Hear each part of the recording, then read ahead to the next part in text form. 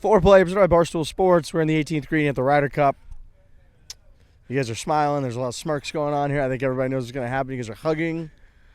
Scotty Scheffler just told me to eat shit. What a week, baby. What a week. What a week is right. Did you say that we're on the 18th green at the Ryder Cup? We're on the 18th green at Whistling Straits. Yeah. There's a big sign behind us that says, "Congratulations, Steve Stricker." Yeah, could you actually read that for us? Congratulations, Captain Stricker and USA team. Yep. 19-9. Dominant slaughter by the water, baby. One of the most dominating performances in Ryder Cup history, some are saying. Literally. Statistically. 19 points. Opposing team didn't even get 10. Right, that's how math works. That's not subjective. Nope. That is simply by the numbers. Remember when we said we didn't know how the future goes? We now know. We now know. Dominant. Yeah, I was wrong. We will actually want to give you, this is your stage to be able to speak to the people about how painfully wrong you've been for the last 3 weeks, putting our listeners through a torture chamber of us debating. I'm a part of that as well. I agree with that. But if it's just as wrong as it gets, you're a smart man, intelligent man, and this time you were a dumb boy, a dumb little boy. Yeah, I mean, I think I was wrong in about every facet you could possibly be wrong. That's right. right. That's very clear. I consider myself an objective person. I consider myself one that can be rational. I think every way that you look at it, I was wrong. I think this team was literally probably the best U.S. team by far that I've ever seen in my entire life.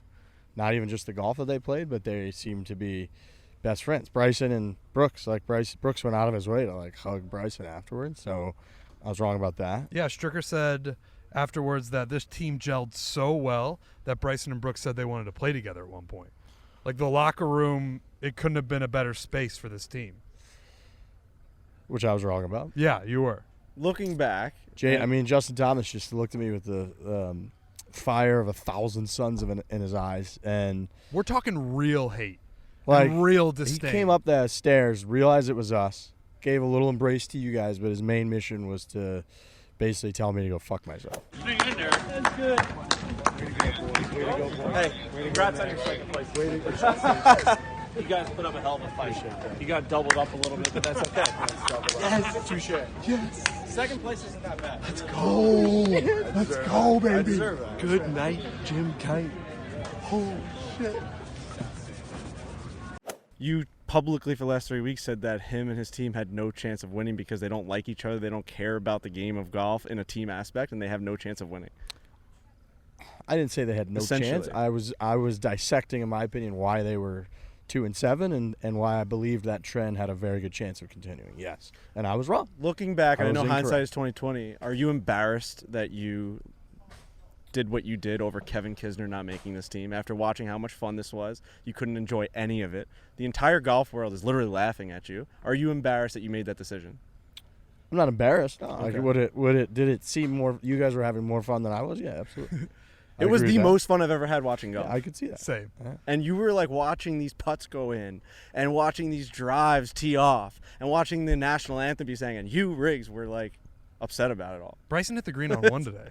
And he wielded his fucking driver and then he made elder eagle. wand. And he made eagle. He also flexed his muscles when they introduced him on the tee, and then hit the green, and then grabbed his putter and walked As bad off of a the week tee box. as Riggs Barstools had, Bryson DeChambeau had that good of a week. Let him answer. Do you regret what you did? I have no regrets. No, I put out a tweet and I stuck to what I said.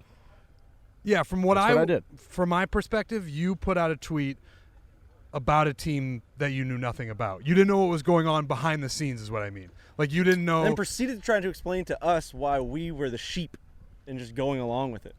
Right, your speculation that nothing that they weren't getting along is just as on the same level as us speculating that good things are going on. And you decided to take a stance and go root for Team Europe on pure, not even speculation, just what you thought was maybe happening in the Team USA locker room. Well, it was based on years of what had been happening. But those people aren't around anymore. Right, but we didn't know until obviously the captain's picks were made and all that Reed wasn't going to be on the team. I think Reed is a cancer to those types of things, even if he plays well. So, yeah, I don't think we knew. No one knew until, and there were negative headlines, which we've discussed at length, coming in about Team USA that felt reminiscent of other teams. That's largely what I was basing it off of. And I have told you guys I was wrong. Beers. You know, it's just They were drinking everything. beers. That seemed to help. But it's like the argument is that you said that this team wasn't capable of drinking beers. We had to bring in. I never said they were not Essentially capable of drinking beers, making that not up. capable But of it drinking is- beers and having that is camaraderie. like- You can go back and listen to the audio of us literally saying the words. Like, I said, they have to have camaraderie. They are just normal human beings. It's not like they fist fight every time they see each other. And you said, well, I think that someone that like plays billiards and drinks beers like Kevin Kisner will get them together. They need to like go to the movies together and like fucking play darts. And, like, I they think it literally became do stuff like clear that. that now they're doing that. They've like but in the been past doing they it. haven't. Bro, the argument that we've been making is like maybe sometimes when they lost, they just played bad golf. And like Dustin Johnson literally said that before the Ryder Cup started. Well, He's they're like, all going to say that. None of them are going to go but, in and be like, that's yeah, we have shitty That's chemistry. probably true. That like if they just lose, But it's I not think because it they was. don't like I each think other. everybody knows that it was true that the Team USA chemistry prior was like not where everybody wanted it to be by like headlines and negative shit that came out afterwards. Like that's not me being like a tweet. That's just facts. I just like think we you weren't didn't- happy after 2018 because of those reasons. We talked about them at length. We can go on circles. But remember, we were here. talking about it the other day, where it's we're basing these assumptions on a team that is largely not there anymore. It's like judging your Islanders from whenever they were bad, whatever era or when that they're was. 1980s. Oh, the Yeah. Islanders are a dynasty team. They haven't won in the fucking playoffs in 30 years. What does that have to do with the 80s? Right, like I don't think there's that much connective tissue between the two teams to then assume that this team was then not going to have camaraderie. This team did everything correctly. That's right. Like they didn't pick Phil. Phil was an assistant captain. I don't think like it was crazy. He won a major. Like I could have seen them picking Phil. I could have seen them picking Patrick Reed, which I think have a lot of like negative results in past Ryder Cups in terms of either off-course stuff, on-course stuff. They didn't do that. They went fresh. The 6 rookies, clearly they panned out to be phenomenal. And yeah, if your Team USA, like you wouldn't change a thing. They nailed it. I also that's think right. we're It was 19-9. And listen, this team has great camaraderie. They have great beer drinking abilities. They are friends. They're obviously an amazing locker room team. I want to go back real quickly because I feel like I didn't make this point, and I've been thinking about it all week prior to the Ryder Cup. We're talking about these teams, about camaraderie, about all these things. You brought up front offices. You compared it to the Islanders, to the Yankees, to all of the sports we watch.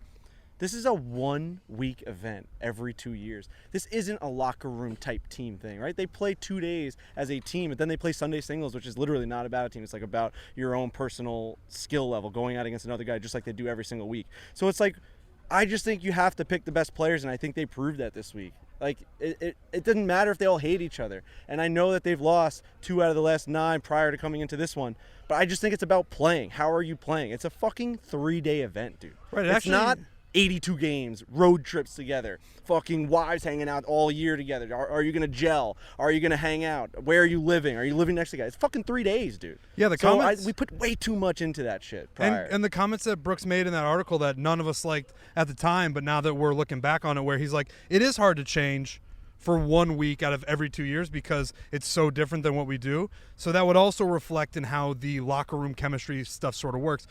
Sometimes it works, sometimes it doesn't. With this team, it just works. Play These the guys best players. play the best players, and these guys all seemingly really, really like each other. It even made Bryson and Brooks somewhat friendly. I wouldn't call them friends, but they're at least friendly. This team clearly worked. They had won in record-setting fashion. There's no doubt about it. Dustin 19-9. Johnson 5-0. DJ 5-0. He's the oldest guy in the team. 5-0. Every session he played in, he just Yep. won. He was, yeah. I mean, because not even that many guys played all 5 sessions. He played all 5 and won. Jordan all 5. Spieth got 1 point, 1.5 points, was it? Did he even get a full point? I have to think back. Well, he pushed He there. pushed his point. Yeah, he had to have gotten.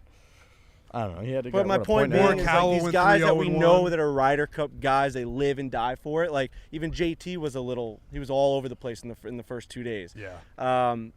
It's just I don't know, man. We're just correct in the fact that Steve Stricker looked at the team, he assessed it, all of his front office bullshit that we argued about. They saw the best team possible. The guys like Sky Scheffler, Morikawa, Dustin Johnson. They just came out there and they Colin Morikawa. Yep. We talk about how this guy is our ultimate human being, that we would want to be him. How can you not double down on that after watching him in this performance at the Ryder Cup? Everything he does it well and very professional. I don't think him and DJ even speak, and they just rolled people. They're They Terminators. just putt the ball into the hole. They walk off the green. They give each other a fist bump, and they do the next thing on the next hole. I've never seen anything like it. They're golf computers. It's the opposite of chemistry. It's just robotic. It was insane. They It's didn't do sterile, anything. but they it didn't even worked. look at each other, and they just rolled people. It was Yeah, nuts. those guys. I mean, they didn't lose. They're not going to lose. I don't think. No. It's impossible. Owen's Mixers, we got to shout them out real quick. People drinking those things all over the golf course this week. I saw everybody had a transfusion. They were going back for more because it was delicious. So big thanks to Owen's whipping up an awesome mixer. They got multiple. They got margarita mix. They got mint, cucumber, and lime. They got grapefruit and lime. They got all kinds of good stuff. You go to Amazon and get next day shipping.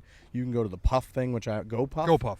You can go to Go Puff and get like same day shipping. You can go to CVS, Kroger. They have all kinds of them. So go to owensmixers.com.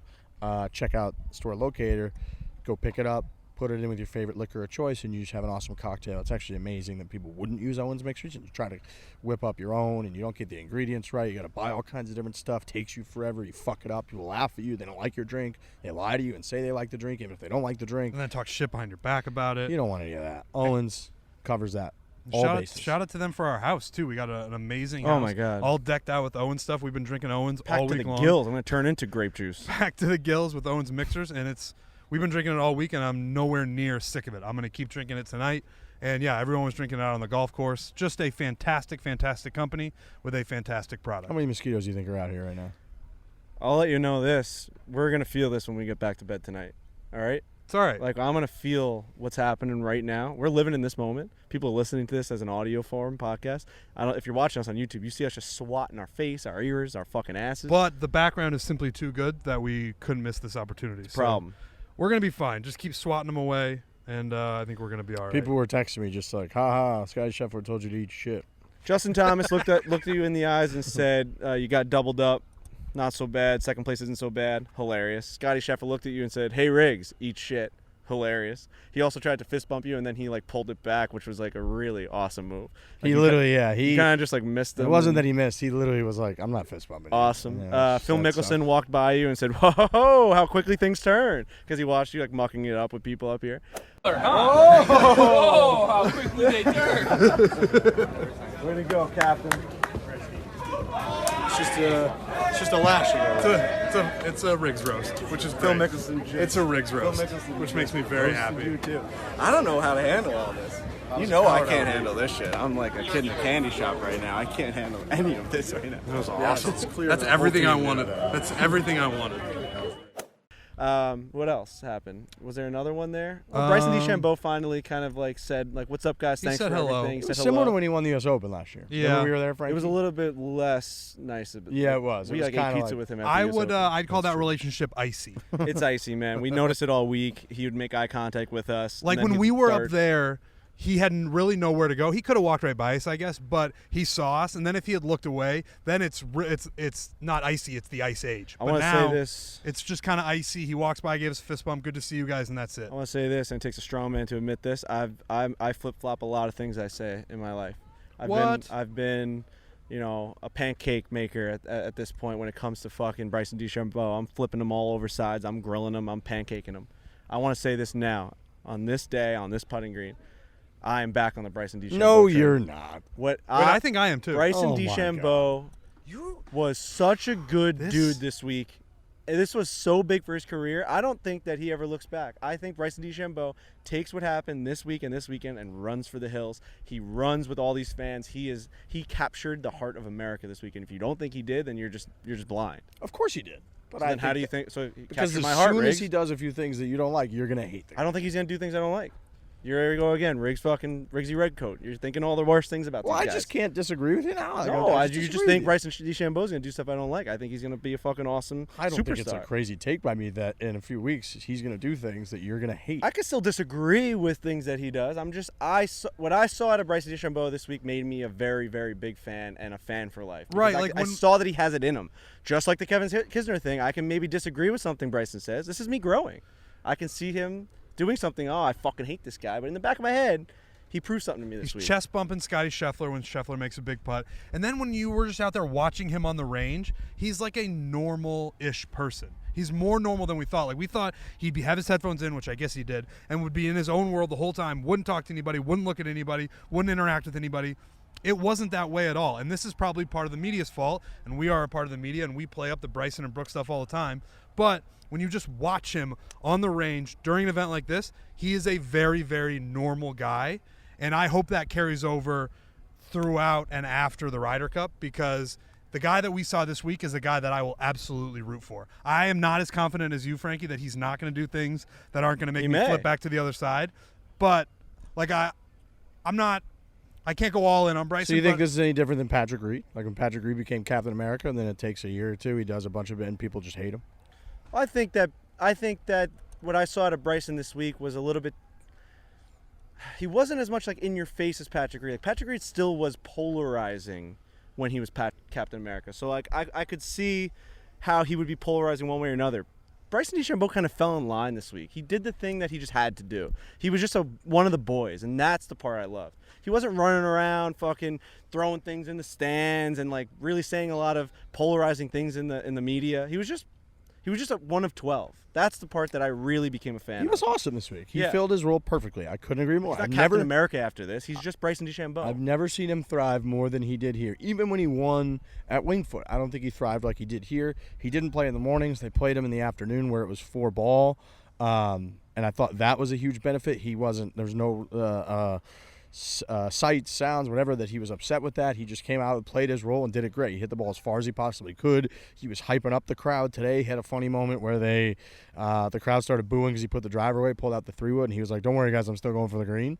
And then hit it pin high, like 330 with a 3-wood. He obviously had all the antics on the first tee where he drove the green on the 360-yard par 4 first hole. Held his putter in the air as one he of the better walked. One of the better moments in golf history, not Ryder Cup history. That maybe because we were right behind him when it happened. We were there, yeah. We were second row. Trent and I sprinted to the first tee today. That was a scene. We almost lost Trent. Almost had a heart attack. How's your knee? My knee, it was an adrenaline type thing. I just ran.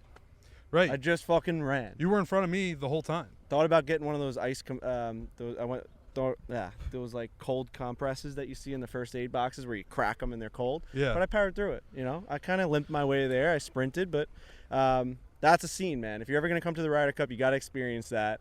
You know, we get all the snooty media passes and we get all the fucking things from working with the PGA and stuff, but we really enjoyed just being with the people today, like actually running with the herd. It was a fun experience, man. I felt alive. It was fun afterwards. After I recovered. Oh, come on. You enjoyed it a little bit. I had the fun. Rush, man. Go watch that video where you go, "Come on, boys." I never heard that out of you in my life. I got a little cocky at the beginning where I said, "Let's go, boys," and I was trying to get everybody running with us. And then about 45 seconds later, I was about to be on the ground and needed medical attention. But I did have fun doing that. But we watched that Bryson DeChambeau moment. Oof. And if he can just bottle that, and it's going to be tough because there's no other event like the Ryder Cup, so it's going to be hard. But somehow bottle what he did today and all this week and just act like that all the time, and people are going to love you. He didn't say a word in that moment. He didn't do anything out of line in that moment. He just hit a drive onto the green, gave everyone a little fucking like I'm the Hulk, and then they handed him a putter and he wielded it to the crowd. That is what I've always wanted out of this guy. Yeah. Be the bomber. They are. I compared this team this week to the New York Yankees, and I'm a Yankees fan, but in this aspect, they've got the big names, the big contracts, the Bryson DeChambeaus, the Brooks Koepkas. Yeah, Dustin there's egos Johnson on this team, of course, but you know what? You pay to see the pinstripes, right? Is that from Catch Me If You Can? They can't keep their eyes off the pinstripes. That's why the Yankees fucking, That sounds familiar. They can't. Why is Mickey Mantle so good? Because they can't keep their fucking eyes off the pinstripes. That's what this Team USA was. No one can keep their eyes off these guys. And you know what? We showed up to that first tee. We ran there because we wanted to see that. That bomb. That's the cool shit. That's what I loved about it. You get what you pay for, Team USA. I can't take these Mosquitoes. I don't know if we can keep doing the show. It's undoable. These are insane. It's a lot. Do we have anything? There's a lot of mosquitoes. We win. We got what can we do about these mosquitoes? Eva, come over here and just blow on my face.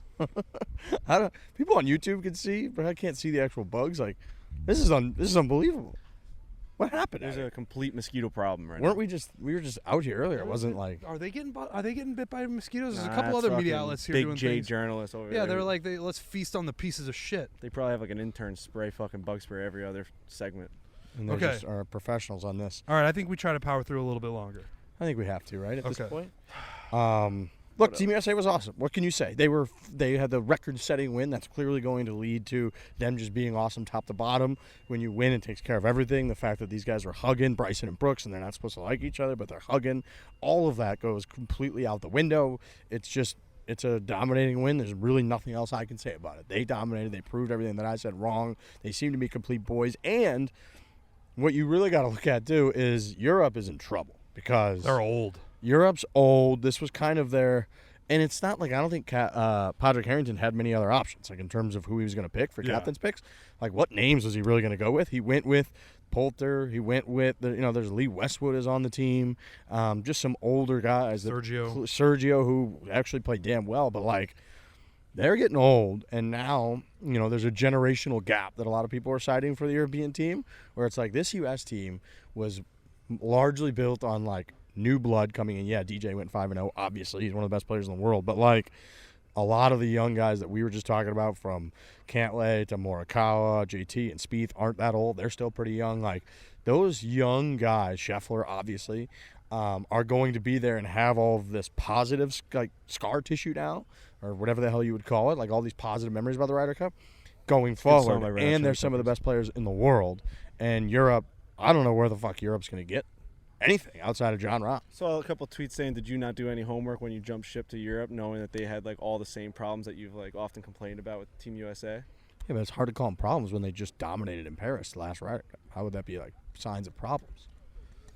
Well, no, so going in, it's the same type of deal, right? Like old guys, they don't have like they're doing the same thing. They're going after the. Right, but if you're doing the same thing and that same thing has been winning, that's like not a problem. Well, they lost the Ryder Cup before that. So, like, prior to that, they were 1-1, if you're going to base it off the last 8 years.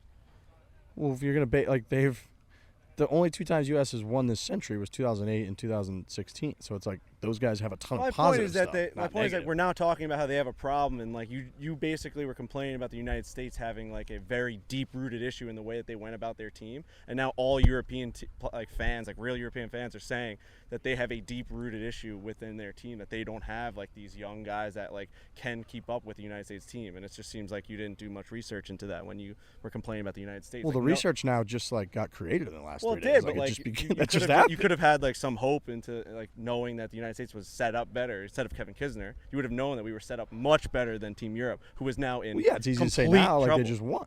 It's very easy to say like now. Also, you said that they were 2-1 favorites going into it. Whatever. They were 2-1 favorites. You're not going to answer the question. You're obviously like trying to dodge it, so that's fine. We can go on to the next thing. What do you mean? Like what? You're dodging what I'm asking. No, I didn't. I answered. Yes, you are. You're like dancing around. You're obviously would have known that this team had a bigger battle to come against, knowing that they have no one else to play but the Sergios and all these old guys. Padraig Harrington had no other option. But I answered it by saying I don't agree with that going in, because those guys didn't have negative memories. They had positive memories. Like they had won Ryder Cups, not lost them. That's different. Like the issue that I had with Team USA and the older crowd and that was that they just continued to get picked and continued to lose. The European team, like, yeah, they continued to get picked, but like they were winning, so of course they picked them. But they lost the Ryder Cup right before the one that they won in Paris. But that's fine. It's okay. That's all. You just always gloss over. Right, but they won two of them before that. So those are the guys. Okay. So how far back do you want to go? You can't just like you cut it always off go way far back. We've always been in the now and the present. So like this, because it's a whole different team, is my point. Like you didn't give this team a chance. You just always went off. Well, right. That I was wrong about. I said that. I literally have like said that. I started the show. Right, but the old. Oh my God. All right, we're just gonna keep going in circles. Team Europe is everything that you hated about Team USA, and I understand that you're saying that like, you only know that now. I think the argument is like people saw the writing on the wall going into this Ryder Cup, which is why Trent and I stayed on Team USA's side, regardless of who they picked. So what do you want me to say, like, congratulations to you for that? Oh, like, what do you want me to do? I think this is worse than the Mosquitoes. I just don't know what you're asking me to do. Oh, we're just talking about it. It's a fucking podcast. Like, am I, like, going crazy right now? No. I don't. Like, I answered it. What else do you want me to say? Okay, so go on to the next topic then. You just answered it just there at the end. Like, you listened to what I said finally, and you said, all right, like, what do you want me to say? Congratulations. But I thought maybe you'd elaborate a little bit more on that, but it's fine. We're moving on to the next topic. I thought me explaining that, like, those guys had positive memories was elaborating, no? Okay, gotcha.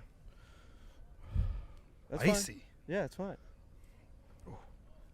I just don't understand what you're upset about. I'm not, I don't get that. It's not. All I said was that Team Europe has all of the problems that Team USA in your mind had. You did not like the way that Team USA was going about things. You did not give Team USA the time of day to make the changes. Now you jump on Team Europe, and it's just funny to us and most USA fans that like now the team that you jumped on to try and like get us and be like, I got you guys, literally has these same problems that Team USA had that you jumped away from. Right, that's a statement that you made. That's not a question. Like, I don't understand. Where am I supposed to chime in there? What? I actually began the segment explaining that, to be honest with you. I'm the one that brought it up and said, a lot of people are saying on Twitter that, like, Europe has a generational gap now. I'm actually the first one that said that, I would say. But my point, my question is, didn't they have that prior to stepping up to the first tee? Well, clearly now it looks like they did, yeah. Oh, okay. But shouldn't you have known that going in and, like, not just cared about Kevin Kisner not being on this USA team? No, that's the part where I'm saying that I was wrong. Okay. There's the answer then. Right. That's fine. Which I said at the beginning of the show. I said I was wrong. Okay, we just wanted to hear it again then. Okay. It is nice to hear. It is nice. All right. I really love it. I think you're really rattled right now, which is sad to see, sad to hear. I don't think I am. I think you're coming off more rattled than I am. How am I rattled? Question. I don't know. Okay. It's been a long week. I don't know. We'll see. We'll see what happens. All right. It's getting super weird. I just felt like I was answering your question. That's fine. No, yeah. Obviously. Yeah, that's fine. Who's our? Well, should we do an ad read? Yeah. Yeah, Is that a good let's idea? go right into that. Sure. Okay. Aura. Ooh. So, Aura is fantastic because they provide digital security protection to keep your online finances, personal information, and tech safe from online threats. It's all-in-one protection from identity theft, financial fraud, malware, scam sites, and so much more. With Aura, you'll get alerted to fraud and threats fast, like if your online accounts or passwords were leaked online, or if someone tries to open a bank account in your name. Aura is easy to set up. All plans come with $1 million in identity theft insurance, or insurance, depending on how you say it, to help recover your stolen funds and experience U.S.-based customer support that's got your back. Bottom line is you need to protect yourself online. We're not great at that. Aura is really great at that. They're actually the best. They got an easy online dashboard and alerts sent straight to your phone. Aura keeps you in control and guides you through solving any issues. For a limited time, Aura is offering our listeners up to 40% off plans when you visit aura.com/foreplay. Again, you can get 40% off plans when you visit aura.com/foreplay. So go check them out. Aura's great. You get 40% off aura.com/foreplay. Whistling Straits, I thought, all in all, was just an elite venue. It's beautiful. It housed people really well. The build out was awesome. I think it draws people in from a television standpoint. When you see holes on the lake, you see boats out there. The weather, for the most part, was fantastic throughout. So I thought the PGA nailed it with Whistling Straits. The weather was incredible. Yeah. Thought for sure coming to Whistling Straits, all you hear is like windy and just nasty, especially like coming after our Bandon trip. I thought it was just more of the same bullshit. Very nervous about that coming in. And I mean, it was hot here. Like, you're walking, everyone was sweating. I mean, I got sunburn. You were waiting for more wind, honestly, walking around here. So yeah, when we were sitting to the first tee today, we were like, God, it feels like it's 80 degrees out here. I mean, I thought it was going to be 48 degrees. 100%. We got there at 7 a.m. and we were sweating our dicks off. So that part was great. Super easy to walk around here, weather-wise.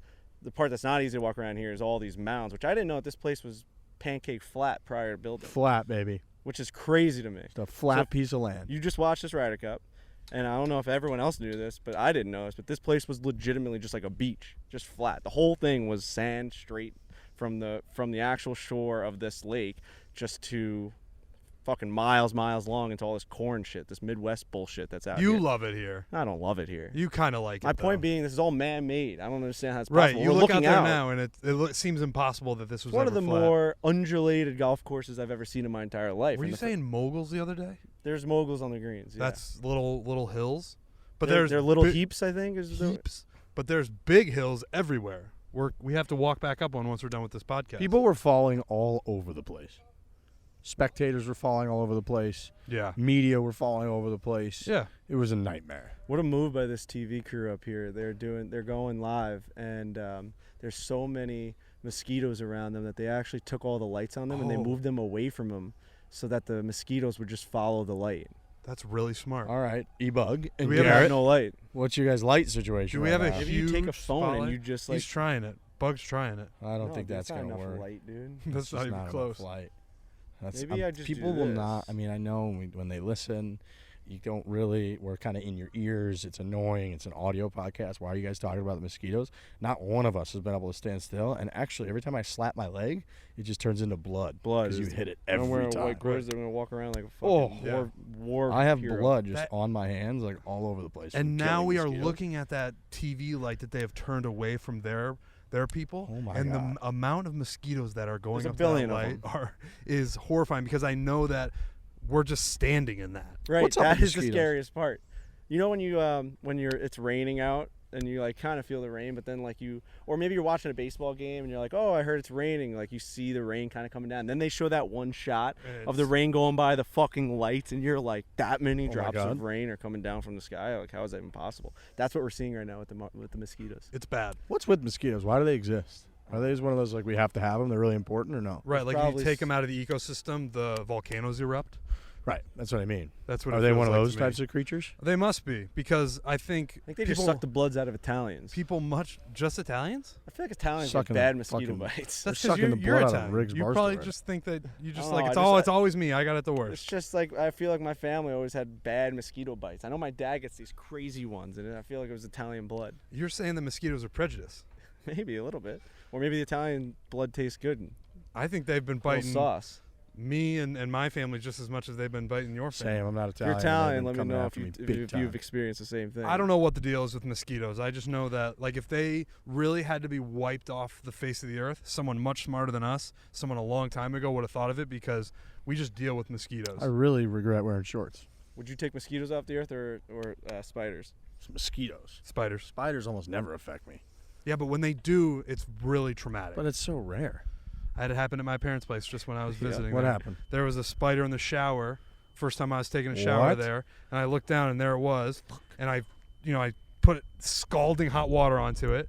Hopefully killed How it. big was it? It was like this big, Oh. about the size of a quarter. Gross. And then I put a bunch of water on it, and it went down the drain. But then the rest of the time that I was at my parents' place, I showered looking down like this, and I just washed my body while staring at the drain, because I thought that fucker, even on the second and third day, I thought he was going to crawl up out of there and be like, I'm back, bitch. Well, But also, he wasn't. if there's thankfully. one spider in the shower, there's more spiders in the house. That's right. For I should sure. probably let my folks know. I actually didn't tell What's them. that stat they say that if you sleep with your mouth open, you swallow like 8 spiders a year? I hope it's a lifetime, not a year. I think it's like a year. That's a problem. I sleep with my mouth open for sure. Oh, I don't know if I do or not. that's My a mouth shame. is dry, so every time I wake up, to the point where I actually think I'm gonna buy this tape that goes over your mouth while you sleep.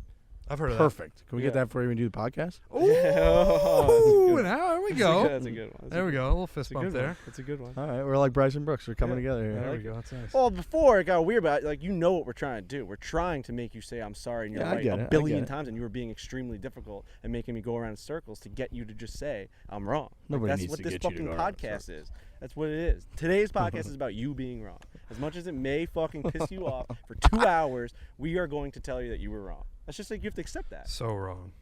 I'm super wrong. I'm in the That acceptance 10 minutes phase, was like you were like trying to battle me about like exactly what I was like. I was just trying to repeat exactly how wrong you were. Yeah, but I'm in the acceptance phase of being That's wrong. fine. It's like grieving. No, but we're keep letting us suck the blood out. We're gonna like drag you through mosquitoes. every stage on this podcast. That's what we want Like- to do. That's what the people want. I had countless people tweeting at us. That's what being we like, want. That is what I want too. We did this for 3 weeks. This is a 3-week long win. And it It's was been long. such a dominant win for Dominant. us and Team USA that, sometimes you got to take your medicine. That's just what it is. Did you know that the Team Europe was going to play this poorly? Nope. I didn't know Rory McIlroy. I mean, can we talk about Rory Can't McIlroy? predict the future. What's Nobody he going can. through? Oh, he was crying he was crying. He cried, which again was what the interview was why we love him. Like it was very raw, real, emotional. But it seems like there's something else going on. Right, because to a we degree. saw it It's gotta be. we were sitting in the media center when that happened, and there's no audio, there's no sound on in there. So we just saw Rory come off after losing, or he won today after winning, and then go up to. I don't think he won like wire to wire. He killed Schauffele today.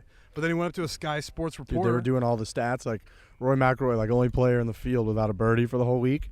Going into the singles, he birdied like his first 2 holes and then a bunch more and won his match. And he goes up to the Sky Sports reporter and just can't even speak. He's crying so much. And I immediately thought, again, we couldn't hear what he was saying. I thought there was something going on with his family. I thought something really bad was going on. And then, boy, you really just slapped my back. Wait until you see the blood of the one I just got. There's blood all over my sweatshirt? Bro, these things are sucking our fucking faces off. I don't know that we can do this. This is like we're gonna pay for this for like weeks. You did think that something happened with his family. I did, because I couldn't hear what he was saying, and then it was just about like, I let the team down. He's Rory McIlroy. He didn't. I haven't seen the quotes, but I assume that he was just like devastated that he didn't play well, and then started crying. So it was just tough, and we all love Rory outside of the Ryder Cup, and we love when he does honest interviews. So I hope everything's going okay. He clearly just has a ton of passion for the Ryder Cup, I guess. He loves the Ryder Cup. If there's man. nothing else going on. Right before we did this podcast, we were up there where all the players were, and I was peeking around a corner to see if the players were going to exit by us or if they were going to exit another way to see if we were going to start this podcast or not, or if we have to wait for them. And I look over this corner, and Rory McIlroy is behind this wall, walking down this hallway of what I guess that's the clubhouse here at Whistling Straits. And he has his hat off, and he has his hands running through his hair, and he's just walking down the hallway just like distraught. Yeah, he said he's never felt this way about an individual thing that has happened to him. It's when he's part of a team and he loves being on the Ryder Cup team and it's phenomenal. And then when he plays as poorly as he played, I guess it really just gets to him. Which if you love the Ryder Cup, which we do, and you love the pageantry of it, you love U.S. against Europe, all of that, you got to love a guy who's just crying because he thinks he let his team down and didn't play very well. You have to love it. Yeah. I think no matter which side you're on, you're like, hell yeah, that guy in an event where he makes, no money. It's not about the money. There's no individual prestige, really. Like, you can't individually win the Ryder Cup. There's no MVP of the Ryder Cup. It's just the team. You either win it or lose it as a team. He was distraught. He was talking afterwards and in the interview about how much it meant to, Shane Lowry and to Sergio and these other guys. So, like, him letting them down in his own mind, I guess, is what was leading him to be so emotional and crying and sad and devastated about the whole result. But you just love to see it. And it's another reason, again, that I think everyone is like, fuck, I love Rory McIlroy. I know that there's the President's Cup and there's match play and there's other team events aside from the Ryder Cup, and I don't know if this is recency bias, so I'm not gonna say I don't know that it is. Okay. But I don't know that I can get up for anything other than team golf like ever again after experiencing this. I think that's right. I don't know that I care about golf unless it's team event golf. Who cares who wins a regular event, even if it's a major? Like, I know, unless it's Tiger Woods, like, I have no allegiances to anyone. We get, if you think about it, rooting for golf is so fucking stupid compared to all the other things we do. We just don't care who wins, and like when they win, we get all excited. Like, there's no allegiances to anything. We have no pride. We just watch for the golf, for the sport, and we just like celebrate whoever wins at all. It could be Matthew Fitzpatrick, or Cantlay won. It could be Cantlay, it could be Scotty Scheffler. We are just yay. Yay, This the ruins sport. every week in golf. It does. I'm exception of embarrassed to watch golf maybe every other 3 or week. 4 like that are awesome. Yeah, the Masters are incredible, but that's Augusta. Whoever wears the green jacket, Hideki Matsuyama, I've never cared about him in my life. We were just as excited when he won. Fucking crazy when he won. So it's like, how stupid are we? This is the thing you get up for. USA versus Europe, there's a team. Like, you're literally doing math. You're like, you're seeing how many points you need. You're looking at this board that has 6 matches going at the same time on Sunday. You're like, what? You don't even know where the fuck's going on. You're like going crazy. You're actually fist bumping no matter what happens, as long as for your team. It makes me think that they need to implement like, full-time team sports in golf. Get Team TaylorMade versus Team Callaway. Let's have trades. Let's have pickups. Like, let's do this shit. Let's just have teams, man. There's certainly. Can you imagine if every week was alternate shot? It would be extremely cool. Every week was alternate shot leading into like a scramble, leading into Sunday singles, and we're Team TaylorMade. Guys are high-fiving and like, yeah. Oh my God. And then like maybe they can do some sort of like individual award for whoever wins like the most Sunday singles matches, and like that guy gets more money than the other. Like, they have to be able to figure that out. How amazing would that be? They'll never do it. No, I don't know. They'll obviously never go full-time team events because they just simply cannot do that. That's just not golf. No, but they need more of them, and that seems to always be the takeaway after an event like this, where we see how awesome it is, we see how into it all the guys are, and then we come away from it just being like, why don't we do that on a extremely regular basis? Oh, and the world loves golf this weekend. Like, everyone of every sport and every nationality loves this sport because they're doing something cool. Why not just do that all the time? Well, the flip side of that, or the argument of that, would be that it's USA Europe, so that's easy to get up for, where it's like, I'm just going to root for my country. That's super fun. And then once you start splintering it off into like Team TaylorMade, Team Callaway, you probably lose that luster a little bit. Have that like that. This would be like the All-Star game. Like, holy shit, this would be the Olympics. They're getting together for the country. Oh, now Team TaylorMade and Team Callaway are all banding together. They're all for Team USA. We'd still go fucking nuts.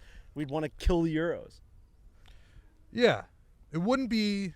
No, I'm with you. I don't want to be anti-team golf events because I think there certainly need to be more of those. Like, imagine we're going to get up for somebody like really grinding their way to a tie for 8th next week. in some event. I don't We're care. gonna be like, wow, he had a really good showing. That's awesome. Who gives a fuck about that? Even the winner, like Frankie You're said. gonna go even from the winner, this, like, even the winner, right? Congrats, you won $100 million. That's awesome. It's great for you. Like, what do we get? You know, Right, like what we get from this event, the Ryder Cup, is national pride. I feel like I won. How about the roars out there, like the Ryder Cup? So this was your guys' first ever Ryder Cup. It was the only nuts. other one I've been to was Paris. It wasn't like I've seen much more. I've only seen one in Europe, which is fitting. But what'd you get? I mean, first Ryder Cup. Was it everything you thought it would be, just Yes. from a general like theatric standpoint? I'll let you go first. I mean, absolutely. Just going on that first tee this morning, we were there 3 hours early, and the energy kept up the whole time. You're singing, you're chanting USA, there's music blaring. Everybody's in it together except for that little side of Europe. There's people over there, and I don't even know if they're actually European. I don't know if we ever checked Again, just like their the European president's Could be credentials. fake. for sure. completely hired by the PGA to come here. I mean, maybe not hired, but like asked to come and do European versus American chants behind the first tee to get everyone going. Because like, what are the odds that there's 8 guys in European matching outfits and then there's 8 guys in American matching outfits? They're both in identical opposite spots on the bleachers, and they're singing songs. And they start all the together, and chants. They start all the chants. What are It's the odds? obviously What are the brought odds? in, just like at the President's But Cup. that aside, I loved it. It was everything I wanted it to be and more. I want to go to as many Ryder Cups over the course of my life as I can, because you just get swept up in it. There's really something about rooting for your country, and it happens during the Olympics, it happens during the World Cup, where you're just like, these are our guys, they're stallions, and I don't care about anything but rooting for them to win and dominate and get the W. And that being a part of that, being on the grounds while that was happening, is something that I'll never forget. It's been a lot of fun. One of the best events I've ever been to. Absolutely, 100%. Viewing wise, really tough. Hold on, we're about to get bug spray right now. Wow, is this could be a huge for moment from everyone. Garrett. Hold Came on. flying down Let that me hill. Hold on, let me Which, by the way, I watched people fall down that hill multiple times this week. So him coming buzzing down that hill and not falling with the bug spray is very impressive. just spray me like I'm in a fucking porn, like I'm getting bukkakied right now. Thank you. Frankie's the only one getting sprayed right now. Must be nice. Just cover me up. Thank you. To be honest, you got to get my legs. All That's right. just it. That's really all I Does it need. I even mean, I work? need it everywhere, Chemical. but That's gonna give us like. Think that's cancer gonna or do something. I mean, anything? that's gonna be Right, that's going to And then give I us get a my disease neck in and 15 everything. years, but I'm happy that it's a Right, little right. bit of, it's helping right now. Right. All Where's right. an Alpsy's come out with some bug spray? Yeah, they do. I will say the way that that's going into the nostrils right now, I agree. I think we just like killed ourselves. Absolutely. I will say, so I'll finish that point. Really, really, really, really difficult for the average fan to watch a lot of golf. Okay? Very difficult. Maybe the hardest golf event to come to and watch, because there's only 4 matches at a time during Friday and Saturday in those sessions. And you really just don't see that much golf, even when you're watching on TV. Like, there's only 8 guys going for each side, and you're just like, if you're on hole 16, you're waiting there all goddamn day, and you really only get, what is it, an hour of golf coming through? Yeah. If you think about it, right? Yeah. It's really not that much coming And the through. place is packed. And the place is packed. I heard numbers of 60, 70,000 people here at Whistling Straits. So hopefully Bethpage has a little bit better of a viewing experience. There are a lot of holes at Bethpage where you can see like things going on. Like if you stand in between 16, 17, and 18, you can see a lot of the action.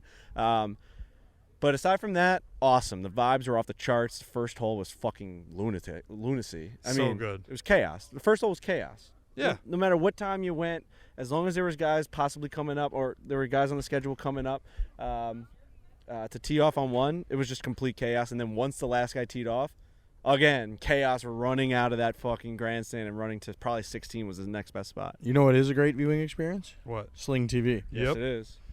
I'm a cord cutter. All right. Same. I don't even know if we're allowed to say it in the ad. I don't know if that's what they want, but I cut the cord years ago. It was the best decision I ever made. I went with Sling TV. If you love watching live sports, but you're tired of the high prices, right, where they throw everything in there, you don't watch any of those channels. You're like, why am I paying X for all this stuff that I'm never going to use? I don't It want seems HGTV. crazy. No. It's just it's not something I watch. You don't want what? HGTV? Actually, I'll be honest, I kind of like HGTV. Okay. Does Sling TV have HGTV? I don't know. I bet you they do. I bet you. Well, I think they do. I bet No, you they do. I'm sure they do. HGTV is a fantastic network. Oh, I shouldn't have shit on HGTV. Property now. Dude, they're Property awesome. Brothers. They go Chip and renovate Joanna. houses and stuff. You don't shiplap your house, bro? I don't even know what that is. Chip and Joanna shiplap. They brought that shit to the It fucking would have been main really street. funny if it was in the ad copy of one of the highlighted channels, but it's not. I did not mean to besmirch the good name of HGTV. It's just not something I watch. Nothing better than finding a good old HGTV show to watch and binge. Like they just put them on episode 1 through 30 until Right. 4 o'clock in the morning. All right, There's I'll one on watch there? HGTV. Dude, there's one on there Jesus. where they're like shopping for homes in Hawaii. It's It's the awesome. best. All right, I'll watch. Sling is the place where your favorite channels, including ESPN, NFL Red Zone, HGTV, SEC Network, that's not in there, They Golf might not Channel, have FS1, TNT, NBC, Sports Network, and more, all come together for less. With Sling, you can watch pro. that guy said, "Hey, Riggs, what's up?" Oh, hey, man, how you doing? Oh, now it's awkward. We're in the middle of a show. We can do a picture. You got to come down here, though. Scotty Scheffler just messaged me out of nowhere. Great to see you, Frankie. Just get Shefford in? It's really nice. Unbelievable. All right, Go to sling.com/barstool to sign up now and get your first month starting at $10. Go to sling.com/barstool, sign up now, get your first month starting at just $10. We're going to keep talking about Sling, but you guys can talk. What's up, bro? Sling's awesome. Hopefully doing? they have HGTV. I don't know if we've fact-checked that, but I don't know. I mean, Riggs is just doing photos now mid-show, and it's really hard. I don't have a good enough brain. You want to do a photo with all of us here? Yeah. Absolutely. Yeah, we Get can in do there. that. Right, now real we're quick. doing I'm going Like to finish coat, the ad that's read. Is that security cool? coat. All Sling gives you access to exclusive Getting yelled at. content on the new Barstool Sports channel. Well, yeah, we do have our own channel on Sling. Cheese All right. for Wisconsin. Whatever you are into. Oh, Hey, nice to comes meet you, Jack. pal. Yep, here Thanks we for go. saying hi. What's your Appreciate name? it. I'm Jack. Jack. Oh, what's okay. up, Jack? Nice to How are meet you? Doing Yes, another one, Jack. Jack, say Cheese for what's up on the podcast. Wisconsin. What's up, guys? It's Jack. That's Jack. How about, All right. how about Team USA? You were doubting. I was. Give it That's to a him, fair Jack. point. Give it to him. Give it to him. That's right. Come on. Give Traitor. it to him. What did you think about him this Take his week? mic out of your fucking face. What'd Call you him a think- turncoat. Jack, what did you think about him this week? Oh, get out. There you go. I would like Hey, to take my say- mic. I would like to say that Riggs is a turncoat, and I am ashamed. Team USA, the fact that you would do that to your own country is pretty messed up. Team USA, we love it. Dang, way to There go, you Jack. go. I think your There you dad's go. looking for you. Sling.com. You're Get out of here, disappointing the Jack. youth. Get out of here, Jack. Sling.com/Barstool to sign up now and get your first month starting at $10. And we have our own channel on Sling. Barstool has its own channel, so you can just watch Barstool content all day I long. think it's like a never-ending show, right? Is that what I think it people just are I think saying? it just Yeah, I keeps think that's right. showing Loop. awesome Barstool content, which is very cool. Very cool. Brandon Walker's show is on there. Yeah. College football show with Brandon Walker. The hour. Yeah, man. Check it out. I have something I want to say that's unrelated to anything we've been talking about. That you're really. wrong. So you're gonna apologize for being wrong? I'm going to apologize to the guy I ran into. We were talking about this last night. Oh, Frankie. shit, yeah. I'm going to apologize to the guy I ran into Friday morning. So Friday morning there was insane traffic, and we were running late, and there were reports like Tony Finau, I think, had to get a police escort. I heard Xander Schauffele's dad and his coach missed his first tee shot he ever hit in the Ryder Cup. Traffic was insane. We were running late, get to the course, and I'm like moseying around, and I had like trying to get to, I can't remember exactly where I was trying to get to, but you know, we're running into people, and it's awesome. People out here, like, it's insane how many people love what we do and yell nice things to us. It's awesome. And I'm buzzing, and one guy's like, just goes, Riggsy, why aren't you on the first tee? And I just said, like, why aren't you on the first tee? Was my Roasted. response. And he goes, well, I didn't know you were going to be like a dick about it. And I was like, well, no, I just said like what you said to me. I just said the same thing back to you. Word for word. And then we kind of both went our separate ways. And I was like, again, I was like frustrated. I was trying to get like where I wanted to go. And so I apologized to that guy. Yeah, I'm I sure he have- probably told buddies or something. And Totally. like, and 30 seconds later, I was like trying to find him looking back because I was like, I could have easily just been like, haha, like, have a great day, whatever. And instead, I was kind of a dick to that guy. So I apologized to that guy. I had a little bit of a snafu, is what they call it, walking down towards 16. You know, taking pictures of people, which to me is insane. It's always been insane. I was just working at a pizzeria 5 years ago at Borelli's Italian restaurant. Pizza boy. No one was fucking taking pictures with me then. Go Now, back for to some that reason, fucking when we pizzeria. get in fucking awkward fights with Riggs on a podcast, they want to take pictures with us now. So, like, this world that we've lived in just somehow makes people want to see us, and that to me, that's really cool, and I really, really enjoy it. Yeah. Love meeting people. I love being able to travel this fucking world to be able to do this stuff. We do So- travel the world, which is nice. and, you know, doing all that, and we're walking down the fairway, and this guy comes up to me, and he goes, literally comes up to me as I'm walking. He goes, Frankie. I was like, yeah, what's up, man? Just general fucking conversation, I Yeah. thought. And he goes, I love Barstool, dude, but I fucking hate you. Yeah. Right to my face. And I Damn. go, all right, thanks, dude, and just kept walking. Like, I'm like, thanks, man. And he goes, and I hear him, he goes, yeah, that's right. And I turn around, I'm like, now what the fuck? Like, what the fuck do you want to happen now? Right. Right? Like, what? I go, what was that?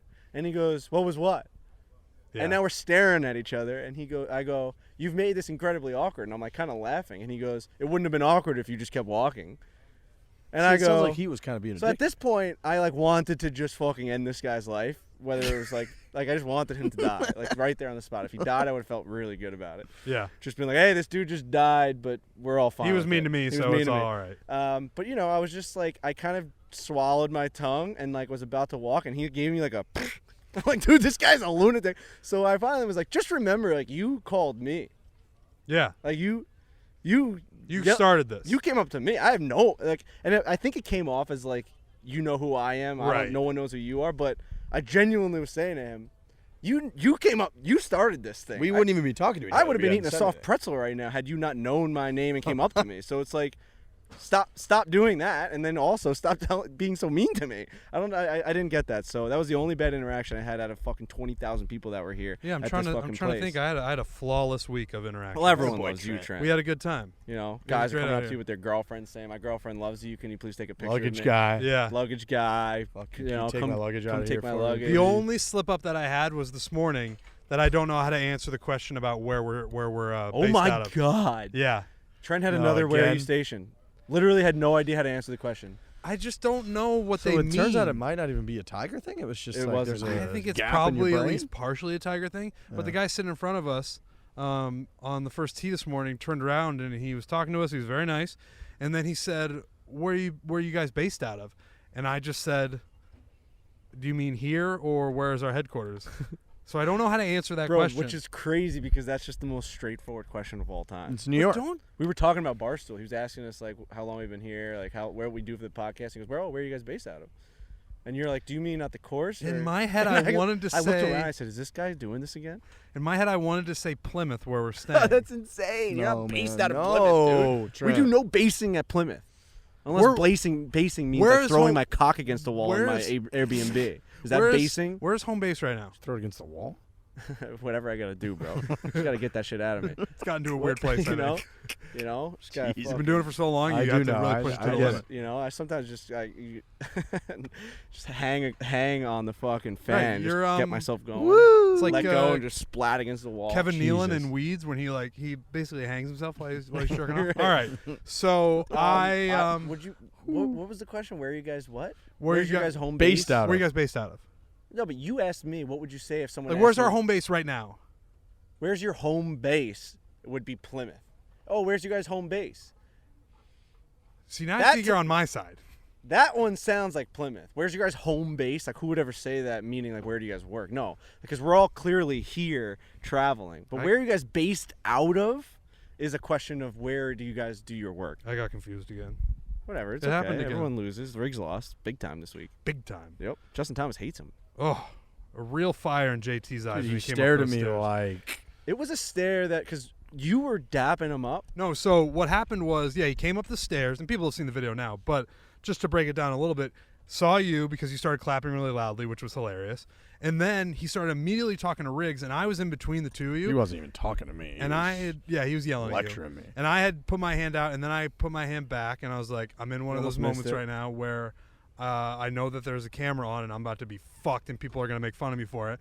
But then JT, the consummate pro, I sort of put my hand out again, and he is still yelling at Riggs, and he hits me with a dap, which people are now saying on the internet that it is one of the cleanest daps they've ever seen. After we got through the first rough patch where I thought he was just going to skip over me entirely, he no look hit me with a dap, and people are they're A+. That's the best dap I've ever seen. So It was a no looker because he was staring through my soul. he was. Well, that's Telling me he was that staring they so hard at doubled up. Riggs that while he's doing this dap, and everyone knows, or you can kind of picture exactly what I'm saying here.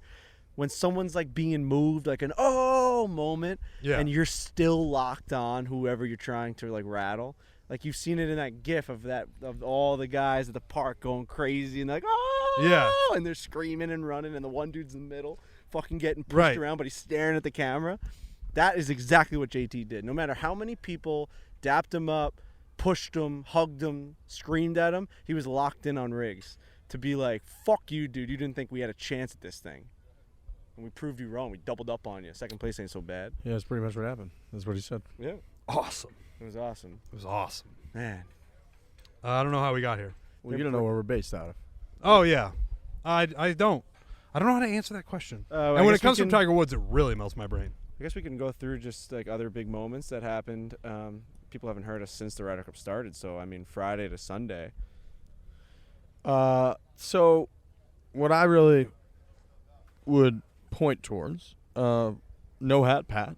Yep. That guy's a problem. Savage. Just stole it from Rory. Stole the no hat thing. Didn't rock a hat the entire week, and just was a killer out there. Right, because Well, there he were had other a beanie guys on at one point. Oh, did he? And then he played horrible and took that beanie off. Yeah. Right, because there were other guys out there who would not wear a hat sometimes and then put a hat on. But Patrick Cantlay, no hat Pat, as we're calling him, he realized that he was having so much success with no hat that you would not even be able to force a hat on that guy's head. Which, by the way, it's ballsy to go winter cap to no hat all day, like when you're on national TV. Because your hair looks all yeah, matted. it's just kind of well, like let's all be like, I mean, we're a pretty honest podcast here. Like, we're talking about his hair. And he looked horrendous without a hat on. Yeah. Regardless of how many knitted hats he wore prior. Right. I mean, he came out of the locker room looking hideous. If we're being honest, Patrick Cantlay without a hat is not a good-looking human being. And I want to be very candid here and honest again. This is coming from a noted hat wearer. I wear my hat every single second of the day. Yeah, you and me are huge hat guys, so because I have a feminine forehead. There's a certain curvature to the top of my forehead right before the hairline that I just think is super feminine. And I like to hide that. And I don't think Patrick Cantlay is blind to this, but I think he knows that he was playing so well and people were calling him no hat Pat that you got to ride it while it's hot. I don't know how you play golf without a hat on. All that sun, like, it's just so exposed. You look up at the pin, it's just like, what the fuck? Like, a hat is like, I only started doing that recently, and I really like it. I really like it. You see more? Like, I don't know. I just feel more comfortable. I mean, it doesn't always work out as a guy who's allergic to the sun. Like, sometimes I get too much sun on my head, and that gives me a really bad headache. But I just feel more free. But Patrick Cantlay, no hat, savage. Every putt he stood over, every big putt he stood over, I knew he was going to make it, and he usually did.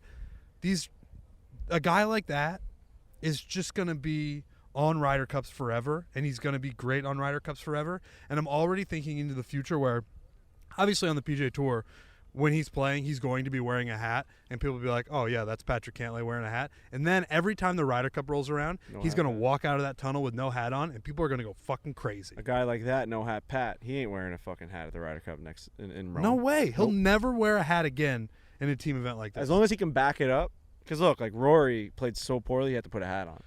Yeah. So, I mean, at some point, it's going to come back to him. It's only cool until you're not scoring points. But right now, Patrick Cantlay's scoring a lot of points. I got to say, I think the bug spray really is doing a good job. Bug spray is so bad for you that the bugs literally fly away from it. Right. What kind of chemicals do you have to put in bug spray that bugs are like, nah. No. My whole existence, I'm just not going to do that anymore. If I suck on this guy's blood, it will be the best thing that's ever happened to me. But that stuff on him is so bad and so bad for me that I refuse to go near it.